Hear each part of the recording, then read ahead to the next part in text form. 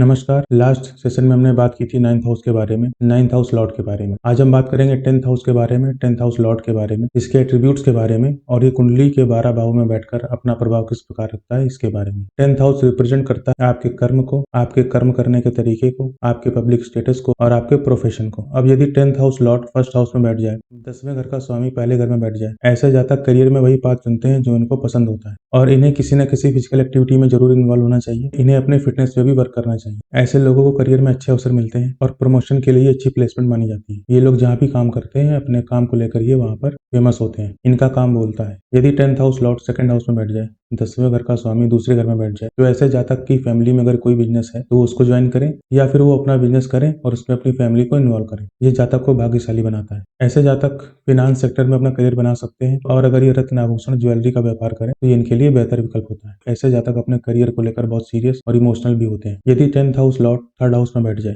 10वें घर का स्वामी तीसरे घर में बैठ जाए, तो ऐसे जातक को बिजनेस जरूर करना चाहिए। नौकरी में ये एक लिमिट तक ही सक्सेस होंगे, बिजनेस में इसकी कोई सीमा नहीं है। ये अपनी फ्रेंचाइजी भी ले सकते हैं, ये टूर एंड ट्रेवल्स का बिजनेस भी कर सकते हैं, ये सोशल मीडिया इन्फ्लुएंसर भी बन सकते हैं और अगर इनको जॉब ही करनी है तो मीडिया में, मार्केटिंग फील्ड में, जहाँ पर बोलने का काम ज्यादा होता है वहां पे करें तो ये इनके लिए सही रहेगा। इनमें बोलने और लिखने का अच्छा कौशल होता है, ये इस दिशा में काम भी कर सकते हैं। यदि tenth house Lord fourth house में बैठ जाए, 10वें घर का स्वामी चौथे घर में बैठ जाए, ऐसे लोग गुड लर्नर होते हैं और इनकी कई सब्जेक्ट्स पर एक साथ अच्छी पकड़ होती है। ऐसे लोग घर से काम करना पसंद करते हैं या फिर ये जहाँ पे काम करते हैं वहां पर पारिवारिक माहौल बना के रखते हैं। इनका फैमिली इन्वायरमेंट जितना अच्छा रहेगा इनकी प्रोफेशनल लाइफ उतनी ही अच्छी रहेगी। अगर फैमिली इन्वायरमेंट डिस्टर्ब होता है तो इनकी प्रोफेशनल लाइफ भी डिस्टर्ब होगी। ये जहाँ पर काम करते हैं वहां पर घरेलू माहौल बना के रखते हैं। बहुत ज्यादा आक्रामक होकर काम करना इन्हें पसंद नहीं होता। ये बहुत आराम से काम करते हैं। ये अगर ऑटोमोबाइल सेक्टर में जाए, एजुकेशन फील्ड में जाए, प्रॉपर्टी से रिलेटेड काम करें तो इनके लिए बेहतर विकल्पों में होता है। ये पॉलिटिक्स में भी जा सकते हैं। यदि tenth house Lord fifth house में बैठ जाए, 10वें घर का स्वामी 5वें घर में बैठ जाए, ऐसे जातक किसी भी ऐसी फील्ड में जहाँ पर जो कि रचनात्मक हो, जहाँ पर क्रिएटिविटी का सबसे ज्यादा काम होता हो, वहां पर ही अच्छा करेंगे। ये स्पोर्ट्स में, फिल्म मेकिंग में या फिर प्रोडक्ट डिजाइनिंग जैसे करियर चुन सकते हैं। ऐसे लोग बहुत सादा जीवन जीते हैं और ये किसी न किसी एनजीओ से जुड़े रहते हैं या फिर इनका खुद का एनजीओ होता है। यदि tenth house Lord sixth house में बैठ जाए, 10वें घर का स्वामी छठे घर में बैठ जाए, ऐसे जातक अगर मेडिकल फील्ड में जाते हैं तो अच्छा करते हैं। फिनांस भी एज ए करियर चुन सकते हैं या फिर सोशल सर्विस से रिलेटेड कोई भी काम चुन सकते हैं। इनके काम में सेवा सर्वोपरि होनी चाहिए तो ये इनके लिए अनुकूल रहता है। इनको नियमित रूप से धार्मिक स्थलों में जाकर अपनी सेवा देनी चाहिए। यदि tenth house Lord seventh house में बैठ जाए, 10वें घर का स्वामी 7वें घर में बैठ जाए, तो ऐसे जातक अगर बिजनेस में जाए तो ये बहुत अच्छा करते हैं। आफ्टर मैरिज, शादी के बाद इनके करियर में अच्छी ग्रोथ होती है। ये पार्टनरशिप में भी बिजनेस कर सकते हैं। इससे रिलेटेड इनको फॉरेन ट्रेवल करने का भी अवसर मिल सकता है। यदि tenth house Lord eighth house में बैठ जाए, 10वें घर का स्वामी 8वें घर में बैठ जाए, तो ऐसे जातक अपने करियर को लेकर कंफ्यूज रहते हैं। इन्हें सही दिशा निर्देश